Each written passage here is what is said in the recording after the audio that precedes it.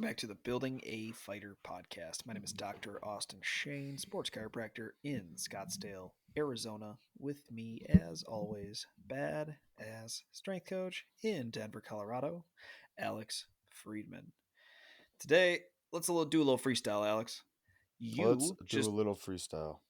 Let's do it. You just coached at the Colorado State Wrestling Tournament recently. Tell me a little bit about that experience. Yeah, man. We had a pretty good year for a wrestling team. We got 8 state qualifiers, which was the most in school history. Um, little humble brag. The last 2 years, or first 2 years I've been coaching, were both the best years in school history. So, Let's go. coincidence or not, who knows? Um, but we got 8 guys there. It was good. And that was like maxed out the potential of our team, right? Honestly, we overachieved at regionals. We had a really good regional tournament, and we got more guys through than we thought. So going into state, of course, you're like disappointed because we didn't have any placers, and you always expect to win, always expect to do better than you thought. But it was a little bit of like a reality check, right? Right. Like we're upping the dosage and upping the ante as a program, as in we can get there, but like now we need to take the next step to where we're like genuinely competing, right? Right. Um, Do you have any young kids that made it out? well, yeah, we had 3 sophomores, or well, 2 sophomores and a junior.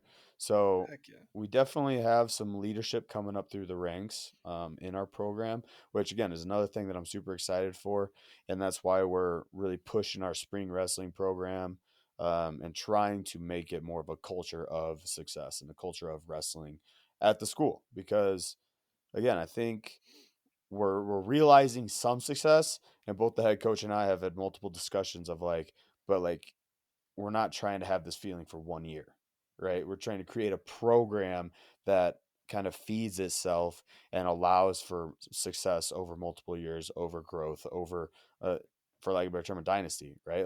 Right. You're Um, building a program, not a team.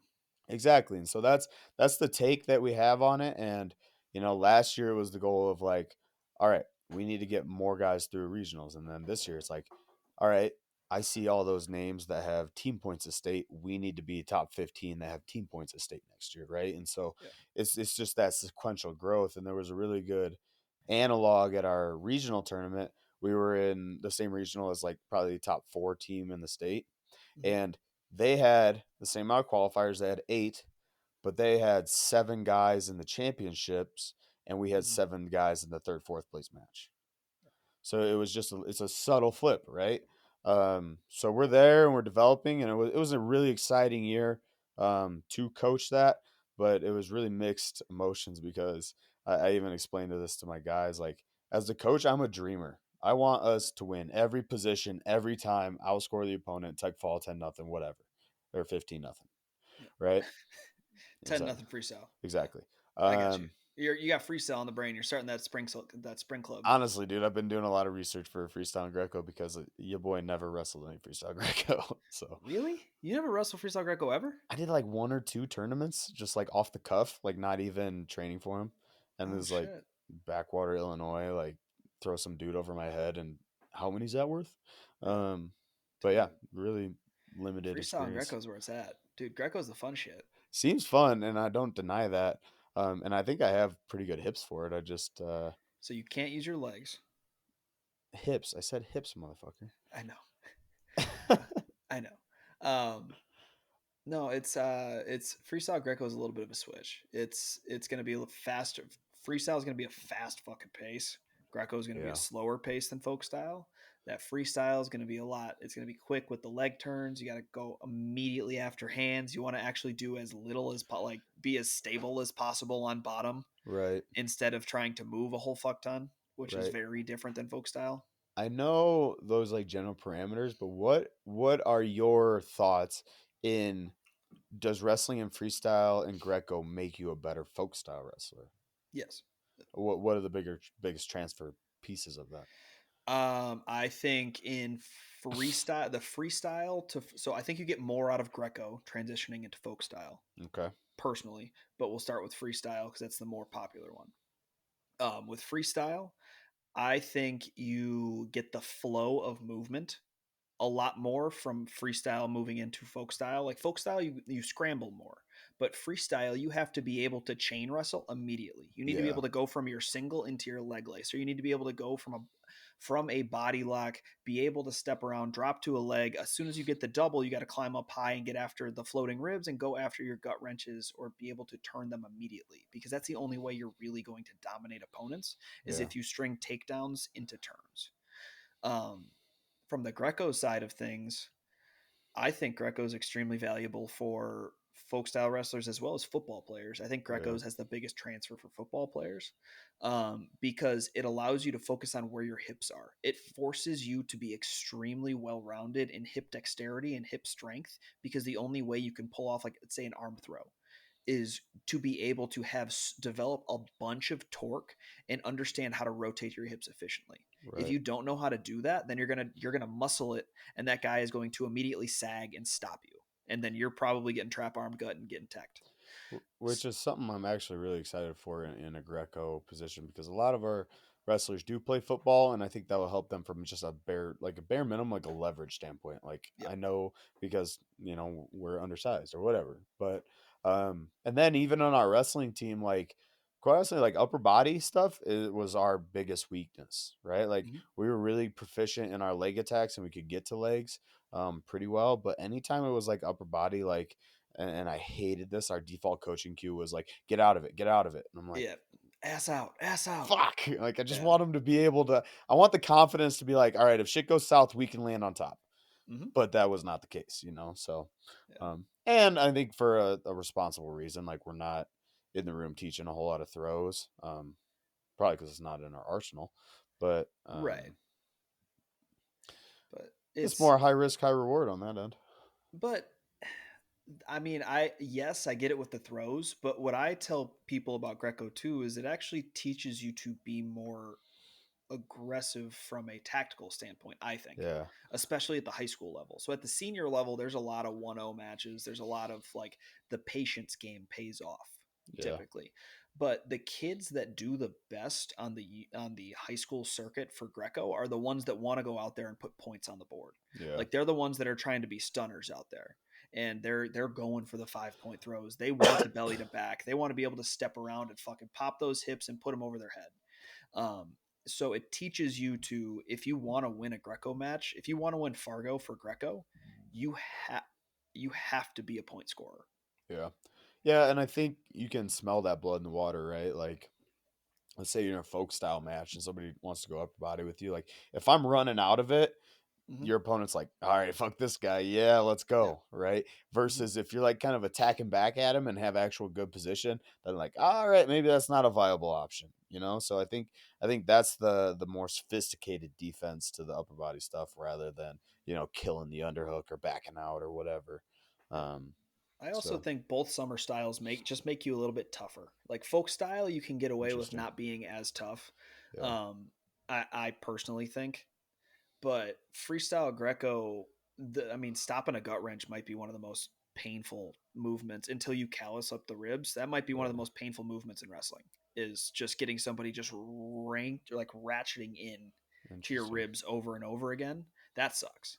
But then also doing it in the summer when it's relatively nice almost everywhere, and doing it, like, instead of going to the pool with your friends, going to a wrestling practice, like, that Yeah. teaches the discipline side, I think, a little bit more, because you aren't always in school, and it forces you to be a little bit more like, oh, I want to do this, not, oh, I Yeah. have to do Yeah, this. that's an interesting take because that was somewhere I wanted to go with like this spring wrestling or the off season wrestling is like to me, whenever we went like whenever I was wrestling in the summer, it was like camps or I did like I said, I did a little bit of like freestyle Greco camps and I did like one or two tournaments or whatever. But all that shit was just like fun Yeah. practices to me. There wasn't Mhm. like it wasn't like go in the room, get tough, be gritty or whatever. It was like I'm gonna go learn this kind of cool technique and I don't have to cut weight and I get to kind of be like full energy, full go, and you get to wrestle, and that's a lighter, more fun atmosphere, which I don't want to lose because, like, trust me, we went through a whole grinder of a season. Like, it was not easy Yeah. practice every day. It was not lighthearted by any means, but the spring, I want to be enjoyable, right? Like, we can have fun wrestling too, and I think if anything, that's part of my wrestling experience that I missed. right? I always like took myself too seriously. Like wrestling at summer camps was some of the most fun time I had wrestling, Yeah. but it was like the least serious I ever took it. Well, that's when you get to make connections. That's what's like in the high school season. It's really hard to make connections with people outside of your school. Yeah. In the summer season, typically the people that are wrestling in the freestyle and Greco, at least in Illinois, were the better kids. Yeah. So those people that are True. doing that, you get to start making bonds with all of these different like high level wrestlers. Like our roommate Nelson, I knew Nelson from Team Illinois from summer wrestling, and then that's why he stayed with me on his recruiting trip. And that's part of the reason why he came to lacrosse. Yeah. And it was cool because I didn't make that bond. He was a 1A school, I was a 3A school. I didn't know where Byron was, to be completely honest. Like I had no fucking idea where that place was. I thought it might have been Southern Illinois. And then to have him like us to make that connection and then be able to be like, oh, we're gonna go to the same fucking college. Like this is fucking cool. But all of that is from freestyle Greco. Yeah. All of that is from the connections of being able to put higher level wrestlers in a room to that want to get better, want to get tougher, and then moving into it just a little bit more wrestling. What I will say is sometimes people take this too far and they force their kid to do summer Sure. wrestling when they don't Sure. want to and they'd rather play baseball or they'd rather go to 7-on-7s for football. And my personal belief is I don't think that freestyle and Greco wrestling should be mandatory, but I 100%. think it should be offered almost everywhere. Yeah, I like that approach too. I think I'm still of the mind like multi-sport athletes get you ahead more in at least in the youth cycle. Like almost until you're a junior, senior in high school, I want you to play multiple sports. I want you Yes. to at least expand your movement vocabulary that way. Now once you get to start being a junior, senior, like it's time. Like, hey, maybe I'm gonna wrestle in college. Then it's like, okay, maybe we should focus and develop this specific skill set a little bit more.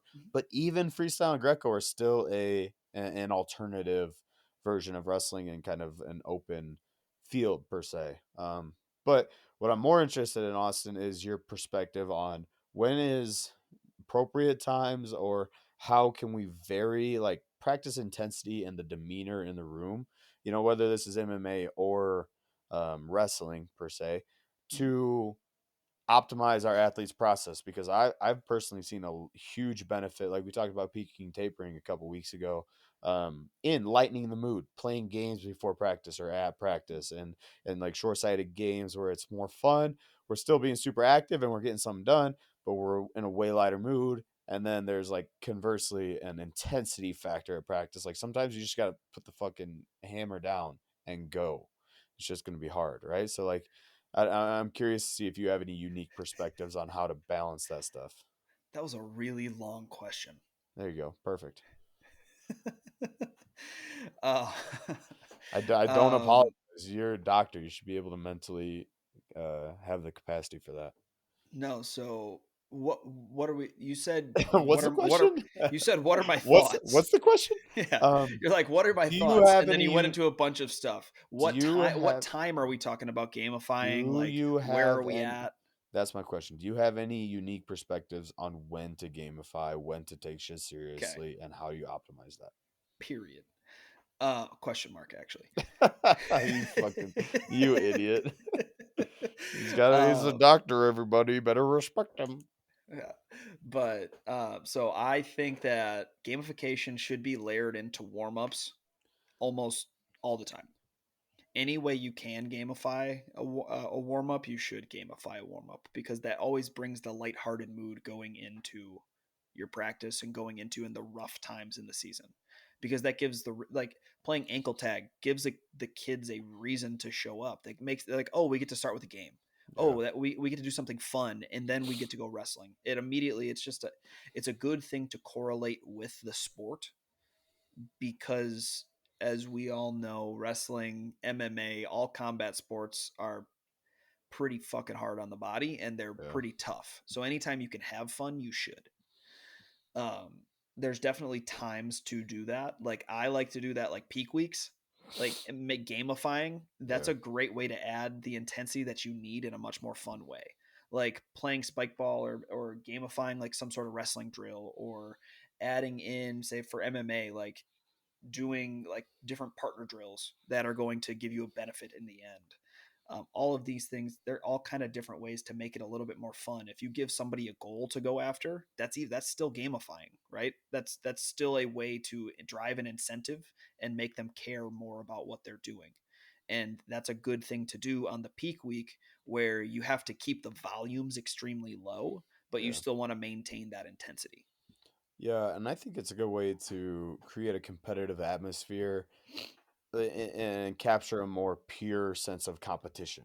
Yes. Right? It's like I'm gonna win this thing, right? It doesn't matter if like there's no ego involved. There's no like, oh, it's a live goer, it's a cage round of fuck, I didn't win, right? It's Right. like this is something that nobody expects me to be good at. Nobody expects my opponent or my training partner to be good at, and let's compete in it, right? Spike ball is a perfect example, right? Where Right. you can just That's what I you was can just about to say. you just Yeah. have a game, right? It's just literally a game. It's like show off your athleticism, enjoy it. You're still moving around. It's a big dynamic warm up, but it accomplishes all the things that we previously said.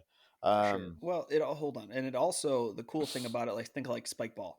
It is fun. It's really fun, but it's also another way to instill in the athletes that winning matters. Because if yeah, you lose a game of spike ball, guess what? Like you're fucking pissed, bro. Like you yeah, you you don't like it. You have that pit in your feeling like, oh, I want to run it back. I want to go back. I yeah. can beat him this time.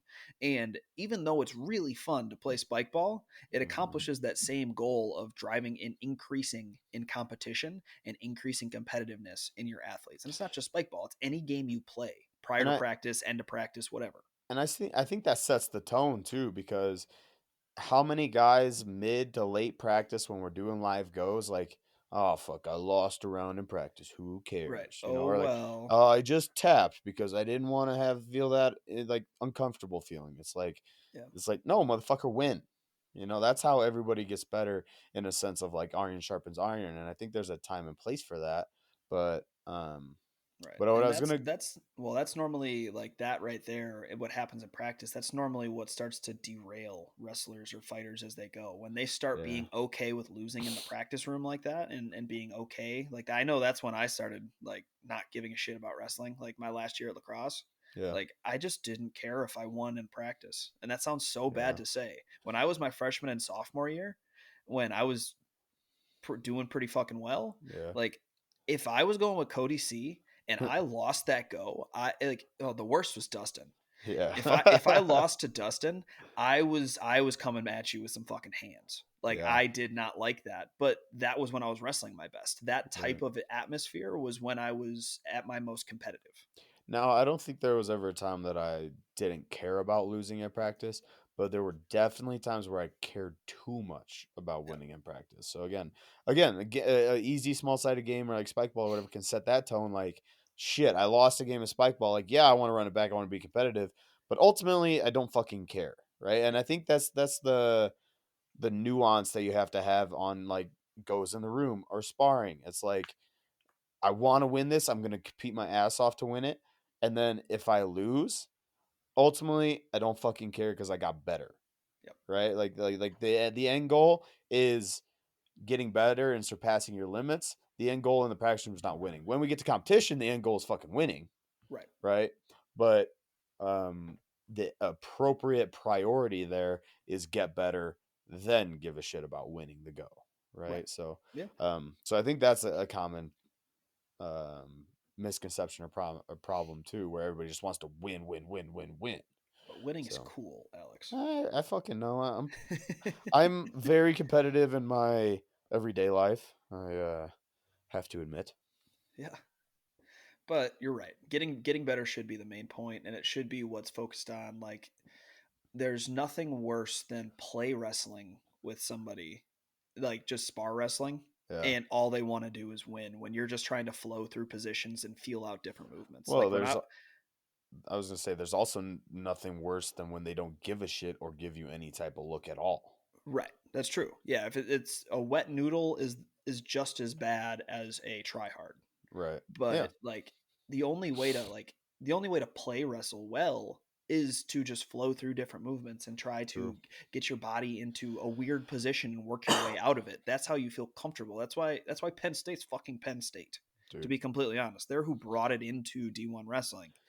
And that's just one of those things that you need to make sure you're trying to be like right in the middle of, you don't want to be a wet noodle, but you don't want to just fucking just go all in the entire time. Dude, as a fan of wrestling, like how there could not be a more cool like dichotomy of like Penn State versus Iowa.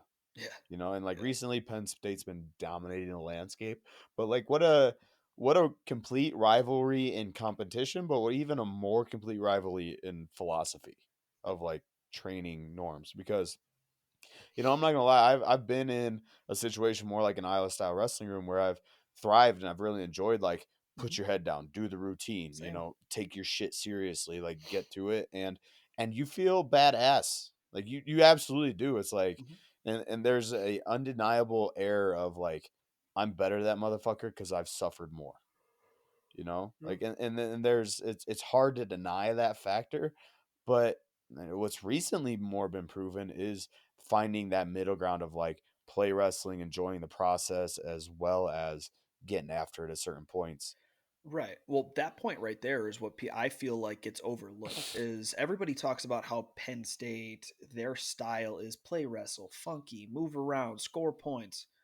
They still train fucking hard. Yeah, that's true. Yeah, Like yeah, yeah. everybody thinks that it's, if you're not doing it the Iowa way, that you're not working hard enough.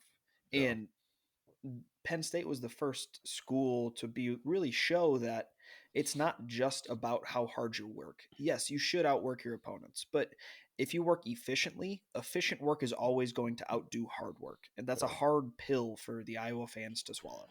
Right. Right. Yeah. The farm boys of the world. Yeah. But yeah, man. So there's always a balance.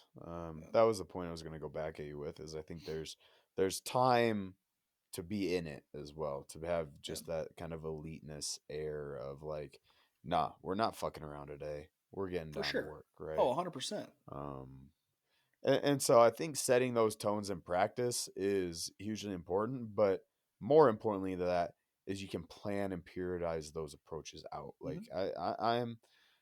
I'm like a strength and conditioning purist in a sense of I think every piece of your athletic preparation can and should be periodized out or can be Yeah. again by periodization all I mean is planned according to peak at a certain time and place in competition, Yeah. right? So like your tone and demeanor at practice varies throughout the season, potentially week to week based on what we're preparing for in the future. Like for us, let's say if I look at our wrestling season, we start in November. November and December were pretty like moderate intensity, right? A lot of new technique, a lot of hard wrestling. Essentially, it was like our introductory phases, right? Hmm. Get into wrestling. There's some competitions. They don't really mean that Yeah. much, right? Like we Increase capacity. we of course Yeah. want you to win, increase capacity, but we're not really hardo on anything yet. Hmm. All right. Winter break. We had 2 week break. All right, time to buckle down. Let's get really to the root of some of our basics. Let's make sure we're nailing all of that stuff. January, fucking grind, dude. We wrestled 5 weekends in a row, and 3 of the weekends were the hardest tournaments in the state. Um, and then February, chill out, peak taper. You Yeah. know, smooth into the end of the year. It Let's make sure goes we have a it good. goes increase capacity, increase threshold, peak and taper. Yeah. Yeah. Boom. Yeah. Periodization. Yeah. Again, Crazy. strength and conditioning purist. I'm telling you. But But the you can thing do that. is, Okay, go ahead. I want to. So the thing is, with you, you can wear both hats. You are an assistant coach of the wrestling team, but also B, somebody with the knowledge of the periodization timeline. Yeah. How many teams do you think have people that talk Man. that can combine both of those things? Because it's one thing to have the strength coach doing his thing and the skill coach doing his thing, but if they talk and actually A, know what they're talking about, and B, can communicate when they should both peak and taper and communicate on how it's going to go, that team's always going to be better off. Man, so we've had this discussion. We've kind of staked our claim on the communication front, but how and and I totally agree with that, and I think that's the genuine way forward. But I'm gonna throw some shade still, and it's like as a head coach, can you just please know more? Like, can you do more research into this? Like But having a the good head coaches do. So I like agree. and I agree. but like my example, like we work with Eastern Oregon, and we are in constant communication with Dustin Azure, and he's their head Yeah. coach. And that's one of my favorite parts about working with Eastern Oregon is because I'm receptive of we are receptive of what Dustin comes back at us with what they're talking about doing. And then he always every single time asks, well, so how does this pair up with our wrestling schedule? Or can I know about why we're doing this? He always Yeah. wants to know what's going on because he wants to get better as a coach because that's what Right. good coaches do. It's just I don't think that people are, I guess, need to do better. I think we just need better coaches. Like What a subtle we need difference. better people that want not better people. We want people to grow going into the coaching field. And Yeah. I think we have a lot of stubborn coaches, Yeah. not growing coaches, I Or guess is what I'm coaches getting at. that had good athletic careers and now are coaches. Exactly. Stubborn Um, coaches. but no, it's like it's exactly like I saw. I think it was Praxit Patel. I don't actually know who that is, but I follow him on Instagram. He shared he's an NFL sport dietitian essentially. Oh, But no shit. I follow him too. oh right there you go. But no, he shared video of the Lions head coach talking about live goes in their preseason, Yep. right? And Oh, the yeah. players were, rightfully frustrated, like, man, why are we hitting live? It's preseason. We don't need to be doing this to our bodies, blah, blah, blah. But like, he had an underlying structure. He Hmm. knew the research. He knew what he was preparing his team for. He knew the research of like teams that do more live goes in the preseason have lower injury rates come the postseason. Hmm. And the Lions had a relatively good year based on rather than what they were projected for, Fuck right? yeah. They played very well. Exactly. So, Especially at the end of the year, that was when they made their comeback because they did not have a good start, and then by the end of the year, they were a relatively healthy team, and they had a relatively high uptick in performance when everybody so, else was fading. so that's what I mean by I want more from head sport coaches as far as we periodize the approach, we look at the research, and we have a holistic, put together plan for not only tactical preparation, which I feel like it is the backbone of Hmm. being a head coach, right? Is the tactical preparation, right? And that needs to be primary numero uno.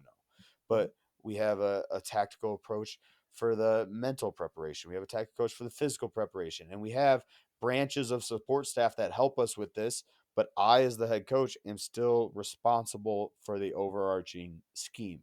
Right. And then we have the nutrition, which I think is something that you can periodize as well. And then you have the, um, what else? We went mental, we went dietetics, we went uh, Healthcare. healthcare. That's the one I'm missing. Yeah, your little side Yeah, my project. my little side project, Yeah, healthcare. So the thing that pays my actually, bills. Actually, do me a favor and explain to me what a practical scheme for healthcare looks like. And it probably looks a lot bit like strength and conditioning, if am I right? A practical for a periodized scheme. That's what I mean. Yeah, I sorry. got you. So don't call me sir. That's weird. I said Um, sorry. That's what I mean. oh, Sorry. oh. I've never and nor will I I ever thought you call just you said yes, sir. sir. I'm like, please don't fucking call me sir. That's fucking weird, bro. Okay, back to the issue. What does a periodized Periodization. scheme No, I for got you. healthcare look like? Periodization of healthcare. Actually, we kind of talked about a peak and tapering last week, but it's going to focus on the beginning phases. If I am allowed to do what I want to do, which is a little bit of healthcare, a little bit of strength and conditioning, like bridging that gap of biomechanical movement, Sure. um, it would look like a lot less time on the table and a lot more time on focusing on trying to increase biomechanical efficiency. Yeah. So that's when I'm going to heavily get into my breathing, and I'm going to teach breathing on the forefront because that's the stabilization effect of everything.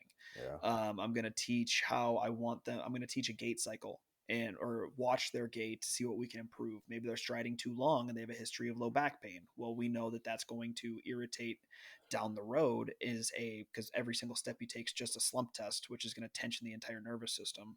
Every long stride you take is in turn also going to probably piss off the sciatic nerve and neurodynamic tension, which is going to increase low back pain or leg pain further down the road in your season.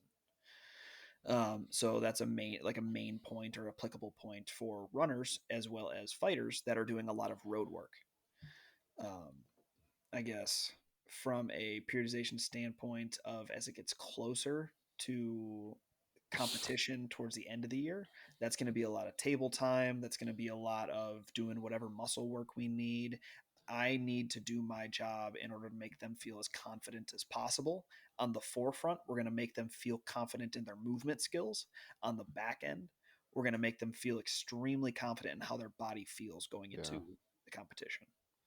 Yeah, and in a certain way, I guess would it be fair for me as a strength coach to think like as a strength coach, I have two primary objectives most of the time, right? One objective is outputs, right? Like that's an undeniable part of my job is I need to increase your strength output, I need to increase your power output, and in times your speed output, Mm-hmm. your capacities, etc. I need those objective numbers to go up. I need you to get better. Period. Mm-hmm. Performance, right?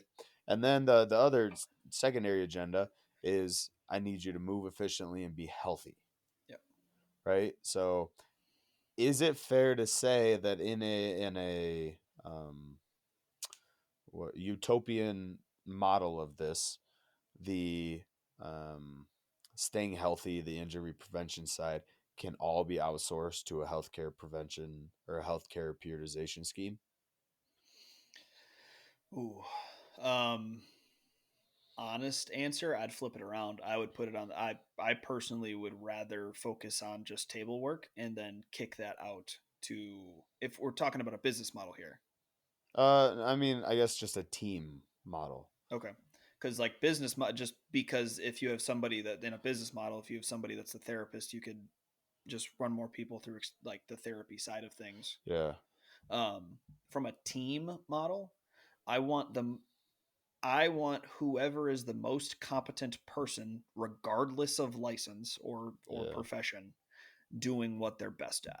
yeah, And so whether that's a trainer, whether that's a healthcare practitioner, whoever is the best at understanding, diagnosing, assessing, and like essentially teaching proper movement, that's what their job should be. gotcha.